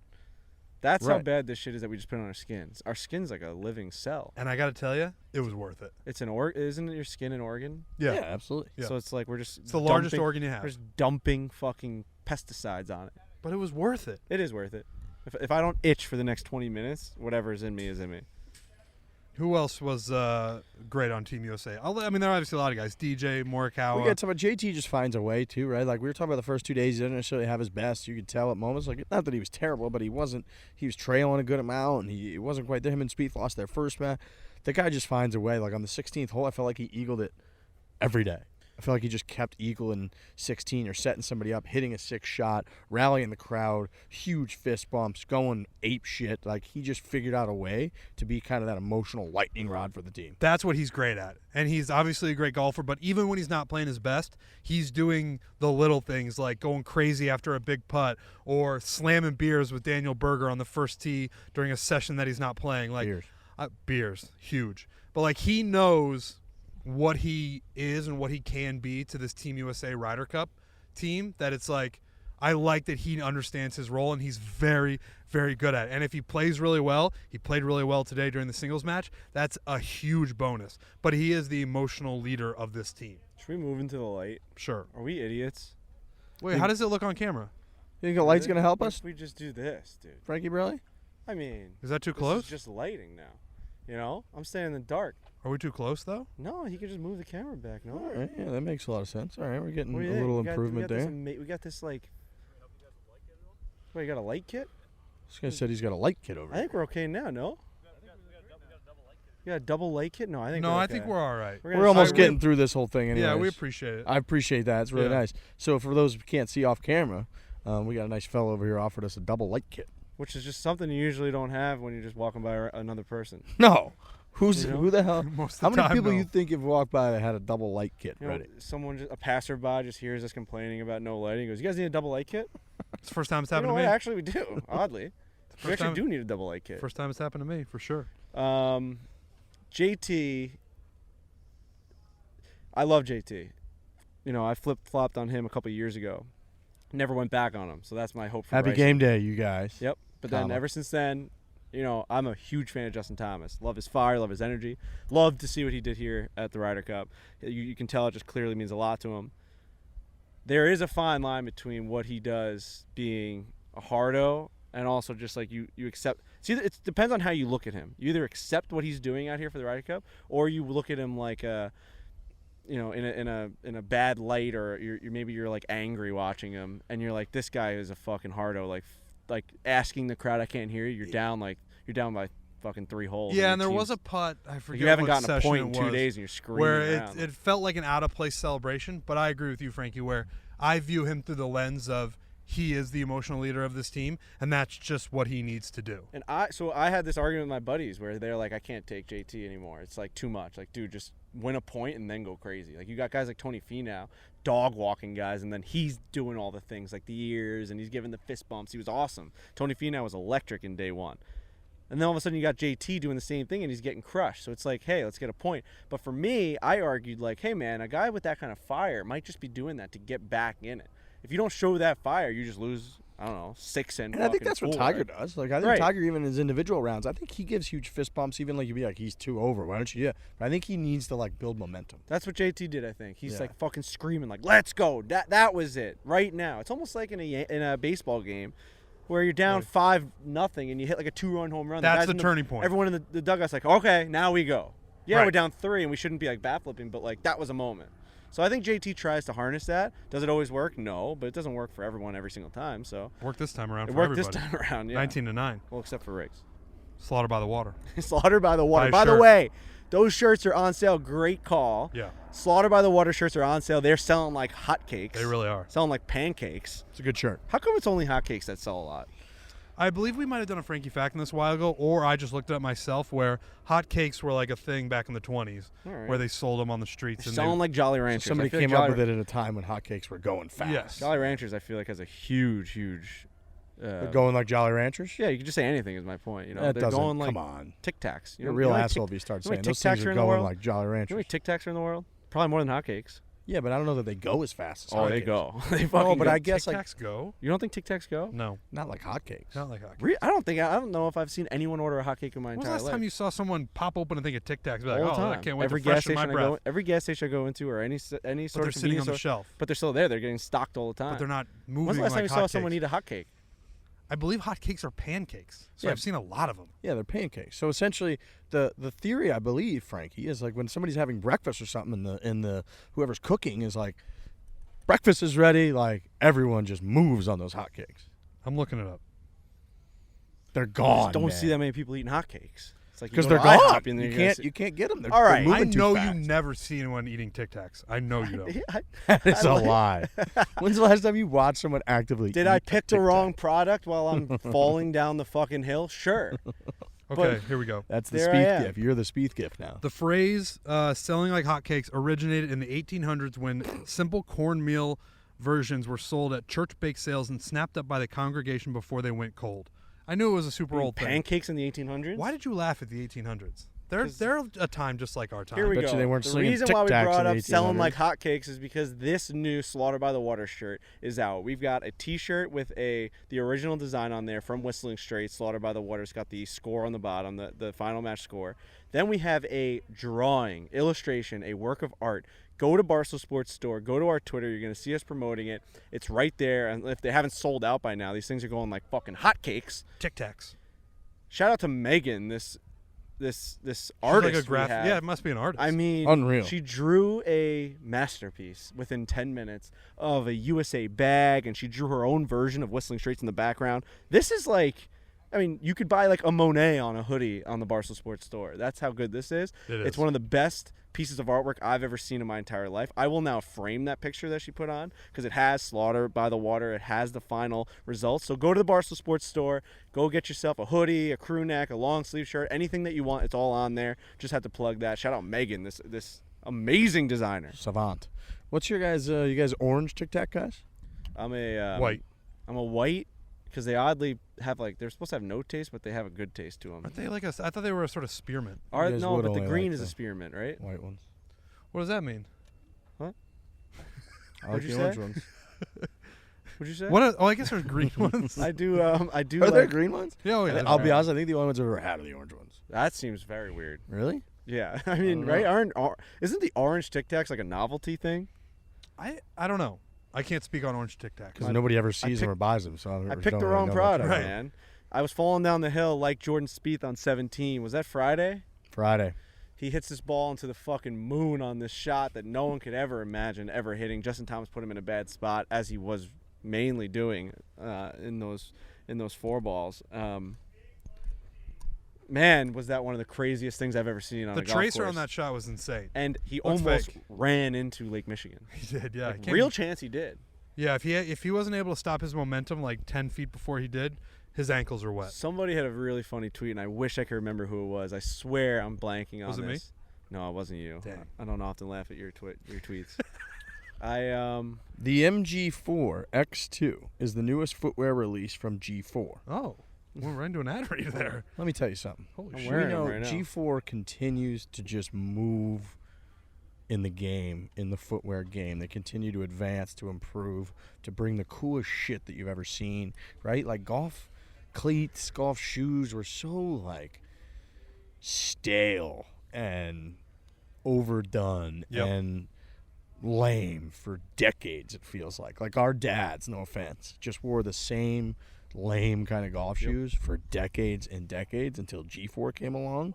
Their new MG4 X2 is a true cross trainer, perfect for on the course, in the office, everywhere in between. This shoe is waterproof, it's lightweight, provides all-day support. The molded heel cup prevents heel slip and provides superior comfort.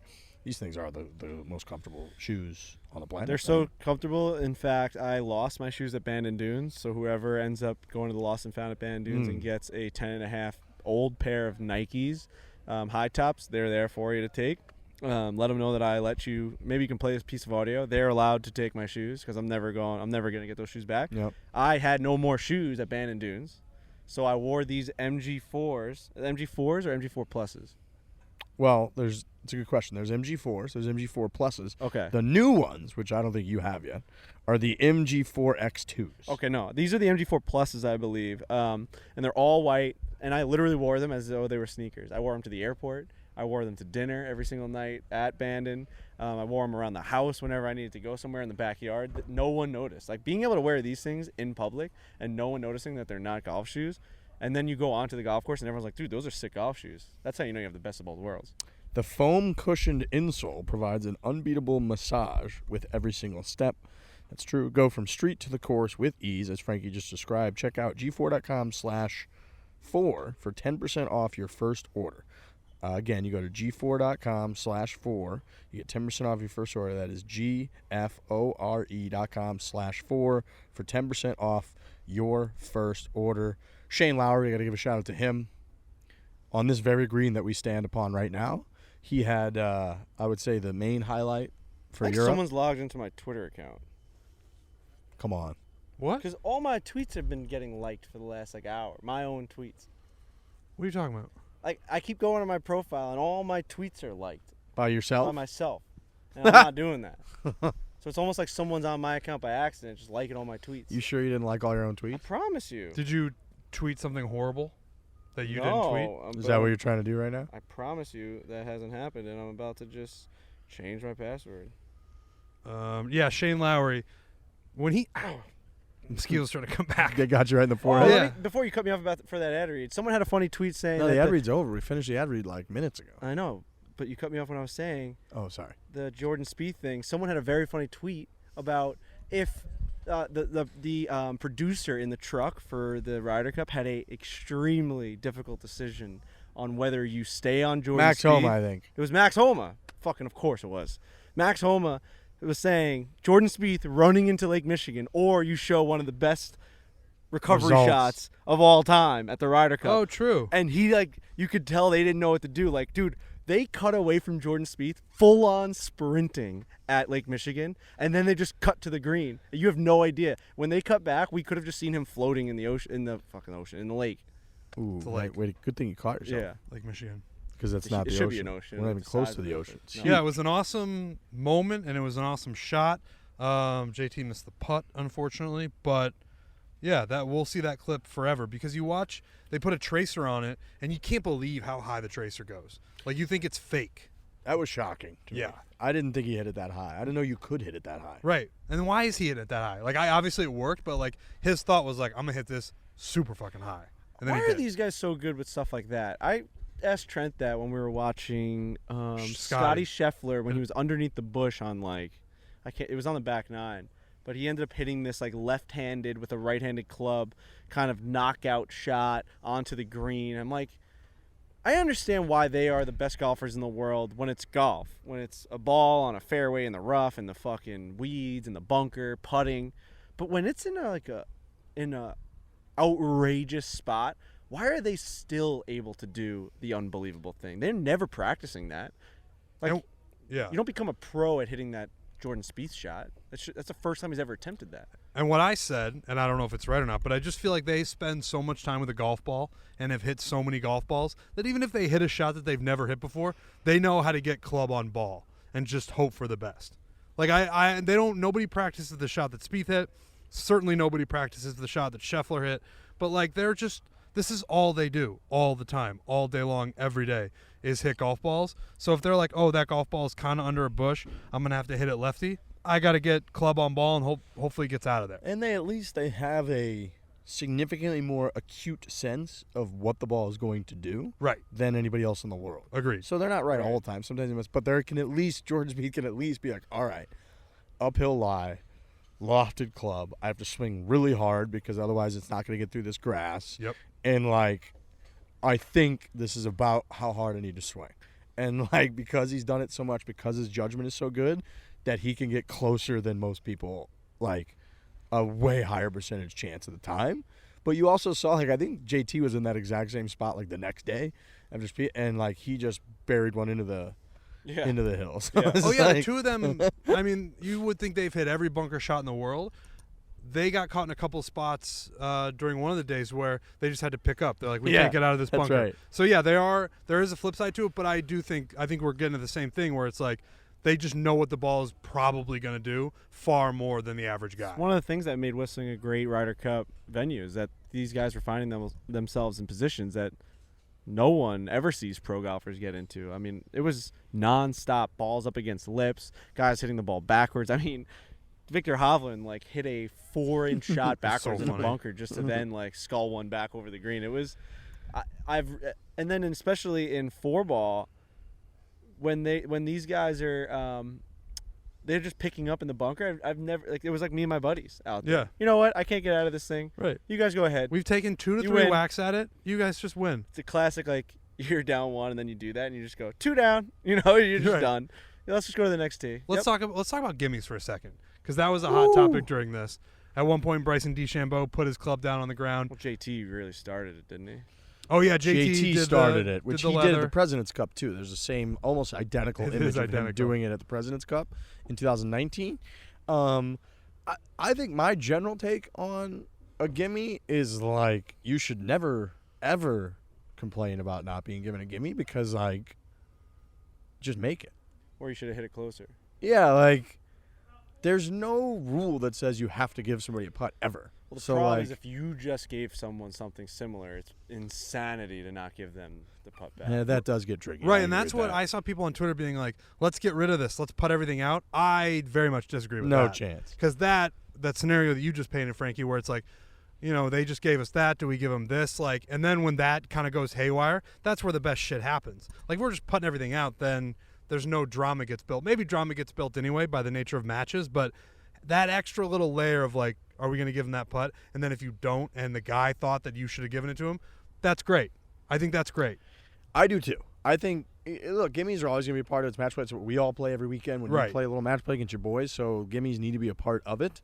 I'll just never understand the, like, complaining about a gimme not being given because it's like, I don't know. It just seems to me, just make it. Like, if it's so close that you can't believe they didn't give it to you, then just, like, go through your routine, knock it in. It didn't change anything.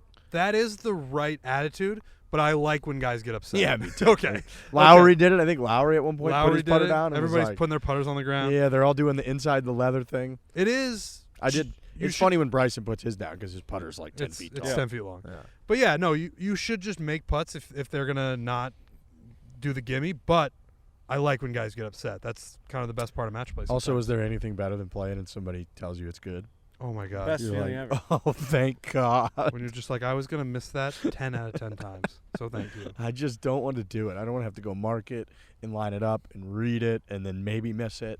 You just like allowed me to complete this operation on this hole, which is all I wanted. Thank you. As amateur golfers and people that really aren't good, if you string together a couple of good shots, hit a great drive, second shot, hit the green, third putt, had a good roll, goes to 2 or 3 feet, whatever it is, 2 feet, you got to give the person, regardless of what happens, it's a reward. You played this hole, fantastic. I'm not going to let you ruin it with some shitty putt that you never get to practice because you play once a week or once every couple weeks. It really does bring in like social feel into it as well. Like what you're saying where you hit a bunch of good shots and then you got a putt that's a bit of a tweener and they're just like, that one's good. You're like, all right, we're friends. We get it. Also, there's times and places for it. Like me and my buddies in that infamous good situation. Right. We wanted to destroy each other, and we wanted to win. There was a very heated match.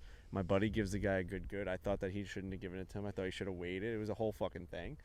That's a fun element. It adds a lot of things to it. So yeah, I definitely am a fan of it. You said Shane Lowry before. Shane Lowry had maybe the best moment of the Ryder Cup prior to like everything that happened today. Yeah, I agree. Like that Saturday reaction when he made that putt. I didn't know the big man could do that. Tits jiggling all over the place. Everywhere. His body's fucking going crazy. He's got everyone shutting up. He's screaming at everybody. Awesome moment. Picture of his dad in the background. Best. That was like witnessing the whole thing. How can you hate Shane Lowry? And then him I and Tyrrell love Hatton Shane like Lowry. embracing Awesome. each other. They're both just like They're kind of barrel-chested Yeah. big guys. So when they hug, it's like when Tommy Boy hugs Big Tom Callahan in that movie, where they're just like, brah! It's just two big dudes. I love Shane Lowry. Tyrrell Hatton, psychopath. I think he's probably a real-life psychopath. Bro, they did a hyper highlight cut thing where they were just showing all of the times he smacked himself with a putter and looked up at the sky. Dude, there was one time where they were showing the guys coming up the fairway and he's in the background. They were not trying to go on him and he's in the background. He was so far back, hundreds of yards back, and he's just looking at the sky, just going like this to God. His arms are like, what the fuck? Looking at him like, are you happy now? To God. Like, are you? He's a lunatic. Yeah, he's a maniac. crazy person. He's he's got some fire. He's got some great clips of him. And you're a little Wait a minute, sorry. crazy. Why aren't you wearing that hat right now? I feel like you should be wearing that. What? That Lee Westwood's son gave Riggs that fucking hat because you. Barstool golf hat. Oh, here we go. You just can't. Give the backstory on it.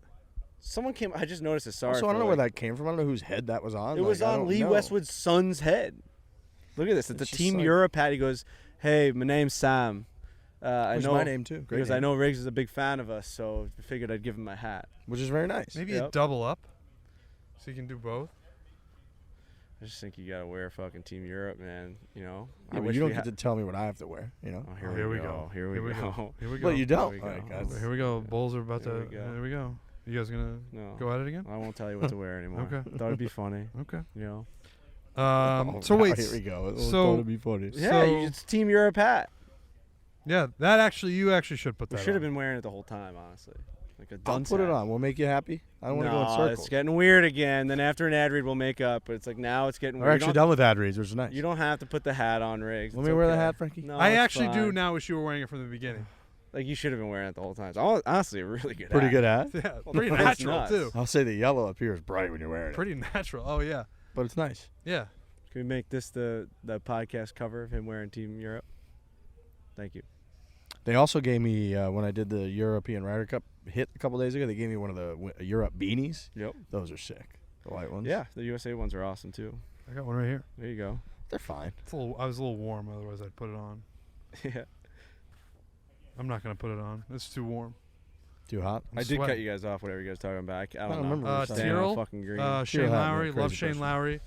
I had something else I was going to say, too. I forgot. Coverage. A lot of people were upset about the coverage. They just weren't showing enough shots. There were, for an event where there's not a ton of matches going on at any given time, especially during the first 2 days, there were stretches where we just didn't see guys. There was the stretch on Saturday, I want to say, Which is insane. where we didn't see Justin Thomas for 2 hours. Justin Thomas And Cantlay were tied at like hole 15. It was a and huge a match. Huge comeback. JT had been fist bumping, screaming at the crowd. They didn't show them all day long. We're literally having to go on the laptop to see where their putts were going. The only time, were they facing Fleetwood? Oh. Remember we kept saying every time we see this match, it's just Tommy Fleetwood. Was it putting? Hovland? Oh, yeah, it's Tommy Fleetwood. Yeah, it's Fleetwood It was and Fleetwood Hovland. and Hovland. Yeah. Every time they cut to them, Fleetwood was putting to like tie the hole. And you have no and idea you're like, what well, what happened. happened prior? Like, what did JT do? What did Hovland do? What did Fleetwood do? How'd they get there? And they just never showed you. And it really gets highlighted in an event where you want to see everything, right? Because like a normal tour event, there's only like 2 or 3 guys you really want to Right. watch that are either in contention or big names or whatever. So like they kind of can show all that. And you don't really notice it. It's background noise. You could be on Twitter. This, like, there's only 4 matches. So you really wanted to know all of the time, how is it going? Yeah. And you just couldn't know, I feel. So a lot of people, we were here, so it's like we were trying to watch some of the coverage in the media center. Sometimes we were out on the course, so we weren't fully in tune with what everybody else was experiencing it.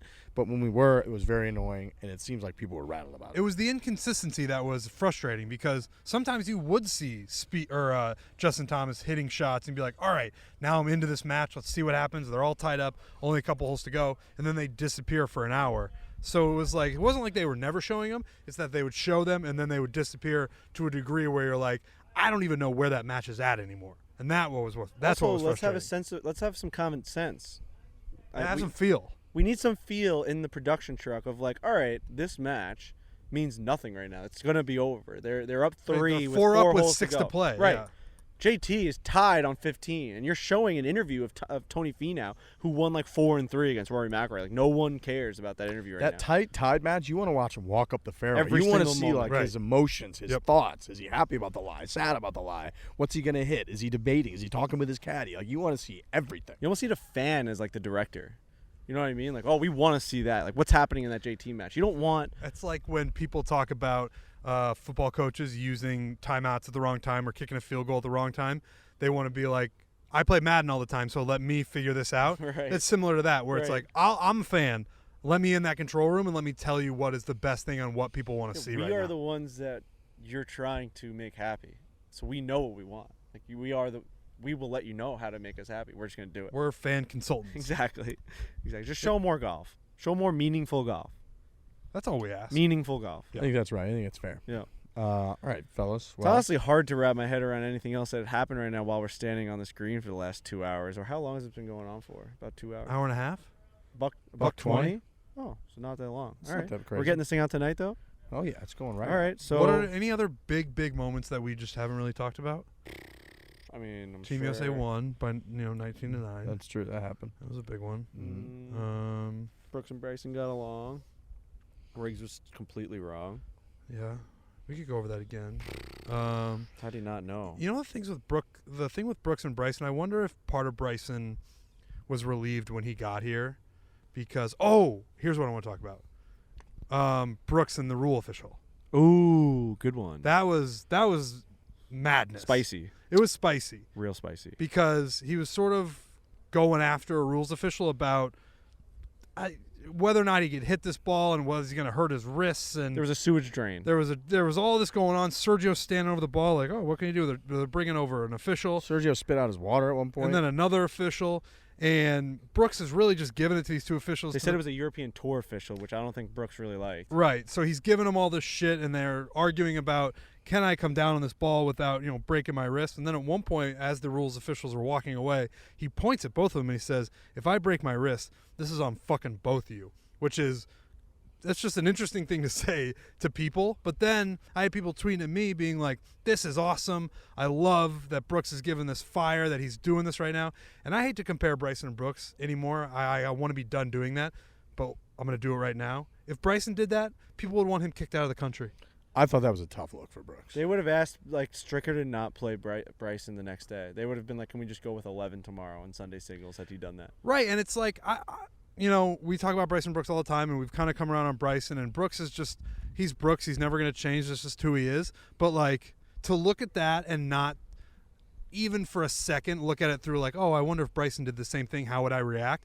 People would freak out. But like I said, on Twitter, people were like, I love this fire from Brooks. This is awesome. We've seen this a lot. It wasn't double standard. We saw it exactly last year with Patrick Cantlay and Rory McIlroy, where they were fiddling around with their balls. Rory did it at the same time, the same tournament. And Patrick Reed. Patrick Reed. Sorry, not Cantlay. Patrick Reed. There's just double standards in golf. That's just however your reputation is. And people obviously had, prior to this, a really bad taste in their mouth when it came to Bryson DeChambeau. And they have an awesome taste in their mouth. It's like hotcakes when it comes to Brooks Koepka. So they're always going to give him the benefit of the doubt. I thought it was a super bad look. He kept saying to the guy, too, did you see what happened a couple weeks ago when I hit the root? And it's the rule isn't based on what happened to you a couple weeks ago. Right. The rule is based on they had two different rules officials who came in. Both of them are, by all measures, otherwise it wouldn't be here, objective. And they both were I get what you're saying, but no, that's not grounds for relief. Sorry, play the ball as it is. And then for him to go that far and curse at him and say, it's on fucking both of you and point at each one of them. Crazy. I thought it was a pretty crazy look. And I don't think people are talking about it. No, the thing that's crazy about it, too, is all right, the rule states that if it would be in his swing. They said that if he took a regular swing, the sewage drain would not come into play on his follow through. That's literally what they said. He's saying, and Daniel Berger was like, "Are you guys understanding?" They were talking super down to these guys, being like, "If he wants to hit it on the side of the green that he wants to, then it's absolutely going to come into play." But I don't think the rule then comes into that, where you want to hit it and how you want to hit it and where you want to come in and how steep you're going to come in. I think it's just pretty plain rule. I think Brooks then, because he hit the shot there, has to change his swing or try and not break his wrist and now maneuver his way around it because they've said it can't come through on a normal swing. He actually said, so I think one of the officials was like, "Well, don't try and break your wrist." And he goes, "Oh, I'm not going to try, bro. I ain't going to try, bro." And it just got really weird, man. He was just classic, Brooks Koepka, I'm better than you mentality. And listen, I don't want to hate on Brooks. Yeah, no, totally. Right, but if you were gonna just take that event in a silo on its own thing, it was a very much I thought it was kind of a tough look, bro, type of move. And they were talking down to him. They were saying he kept being like, "Have you seen me hit balls?" And that's when the marshal's like, "Yeah, many times." And that's when Sergio spit out his water and was laughing. So the whole thing, you're right. Yeah, have you ever seen me hit a ball before? Yeah, it's nuts. And the guy's like, "Yeah, I have." And that made Sergio literally laugh so hard he spit his water out. And the whole it was a weird scene. It was weird. It was bizarre. Weird. But again, I also don't want to bring down the mood because Team USA just won. Fair. Can't end on that. We're gonna have to think of something positive now. All right. I know. Hit it hard. I know. Great show. There's people probably screaming at us into their phones right now. I mean, there were so many moments that it's hard to pick just one. It is. A dominant moment for when we Team get back USA. to our home base, we'll be able to really reel in. Plymouth? New York City? No, see, Wisconsin? our home base might be Plymouth until tomorrow. See, now you guys are messing with my brain. I don't know. Resounding win. Resounding win. Whistling Straits has been incredible. The future is bright for Team USA. We've been staying in Plymouth. The traffic was insane on day one. It's gotten better since then, so I don't have a sour taste in my mouth about that. I'm trying to think of anything else.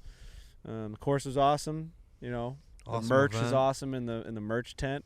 I love going here and getting some Whistling Straits Ryder Cup merch. I got a couple hats in there. Our merch is awesome on the Barstool Sports store. Slaughter by the Water. Slaughter by the Water, one of Brooks the best Koepka, sayings. tough look. Hit it hard. Nope. Rick's Barstool was as wrong as someone can could possibly be about a specific event, I think. So you're now, are you back with us, or what's your current allegiance? That's a confusing place to be in, to be honest with you. That's a really good point. We should have brought that up about an hour ago. Right. Where do you go from here? Right. You think you're just Well, going there's 2 years. till you're the going to be a next one. President's Cup guy and you're just going to be like, I'm in the international team. No, I got to find a home somewhere. I will say Because I don't. He uses international tees. Trevor Elliman sent me a bunch of international team stuff. But no, I'm Team In USA. Bannon, he guy. was using international tees. All right. They're pretty cool. They are, but I mean, it's just classic you to like not have like a Oh, USA God. fucking. I actually was troops and surprised stuff, you all didn't the make a people. bigger thing out of it in real time. I should have. I couldn't. I think I hit a ball out of bounds when I did it, so I was like, didn't care. But thank you to all the troops and all of USA. Team USA. Trent and I really thank appreciate you also to the 19 troops and and to nine. all the service. I got a men lot and of women. DMs of people like overseas being like, "This is sad to see. I'm over here." I did. You know. Yeah. 19-9. How many? I got one guy who said he wanted to make a video like at his barrack, being like, "I can't believe Riggs is abandoning us." I thought that took it too far. That would have been tough. That would have I was been like, really I was like, dude, I think he still likes the country. It's just like a Twitter thing. I appreciate that. Yeah, no, Thank God you said that. 'cause- I did not do that. Yeah, Team no, USA. I'll say I've gotten some of the, by far the most violent, negative shit I've ever You turn your gotten. back on the country, so that makes sense to It me. was a strong stance. That drunk tweet was crazy. People were DMing me like, a few of them like, bro, when I ever see you, I'm going to knock you the fuck out, you traitor. It's not Like, good. I'm going to fucking cut your throat. USA. Bro, USA. USA. It's not just like USA people are like they're fucking passionate. Very. Like I the in your face USA people are scary. Yeah, Sometimes. I so agree it's with that. like, yeah, it was a strong stance, dude. I think, and that's why I said, do you regret it? You say no. It's just, yeah. It I was don't know fun. where you go from here. Where do we go from here? I don't know. All I know is it was fun to root for Team USA this week. Genuinely, and that's not just trying to make it rub in your face. I genuinely had a lot of fun Because rooting we for were the just, United when we're States. watching, I'm we're, happy just, for you we're guys. reacting. At one point, we were in the media tent watching, and I can't remember what. Oh, I Scotty think Scheffler. no, it was the JT. Are you not entertained? Oh, turn. yeah, Where he yeah. made that putt. Frankie and I screamed in the media center, and people were like, "Get Can't these do guys that. out of here." Dude, the media center's for the fucking birds sometimes. And thank you for giving us media credentials, by the way. But it's for the birds sometimes, man. This one guy, so there's a radio section where I guess people from all over, like there's like guys from all different countries Yeah. going live from inside the media tent. One guy opened up his show like, "It's Friday," and like screamed a little bit, but I guess he does that every Friday. It's almost like a Mike in the oh my god, the lights just went out. It's almost like the Mad Dog, how he goes, good afternoon, everybody. He goes nuts. Anyway, this guy Does it does help when we this. get closer? This guy The does lights just this. He went out. goes, "It's Friday," and the whole media tent goes, "Oh!" and they all take their headphones off. Clutching their pearls. And this one guy's pointing at him like, "It was him." And they're all like, "Yeah," like literally going, "Yeah." Like, well, what is that? Same thing happened to us when we cheered for the What JT is that? putt. I'm writing something. And that's literally what they're doing, dude.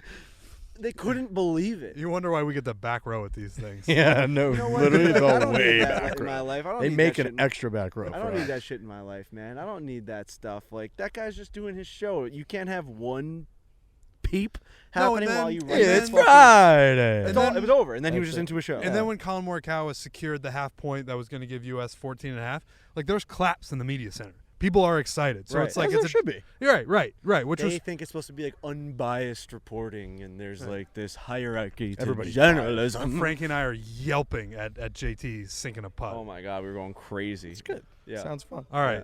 that's a better way to end it. Hey, I got one. Oh, Steve boy. Stricker. You want to apologize to him? No, I want to The speech highlight he, his the speech he speech. gave out here was really nice. When he almost said a tearjerker. when he said I didn't win a major, this is my major, I thought I was gonna start You crying. never won a major. This is my major. I think that was That's the line that was a that'll be mic drop remembered. of the whole Out week. of all the people here at Whistling Straits, do you think you were the most disrespectful to him in Yeah. your assessment? Big time. Yeah. He's the guy when I saw him and his like soft, innocent features that he kind of has when he walks around, and he's just like innocent, nice, and like Wisconsin nice.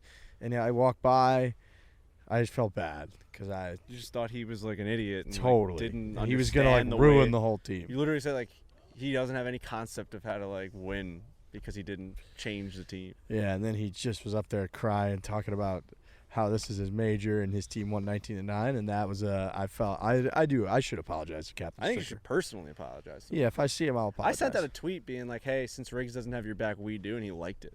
He also did like that. That was I thought somebody fucked me because think that one of was the tweets of JT or no, the tweet that I put out saying I was wrong. Somebody responded to it being like, "Love to see this at Steve Stricker retweet on this," and I thought he retweeted it, and I was like, "Oh my god!" Oh, But he didn't. no. Shout out to Zach Johnson. He had a great week too. Ugh.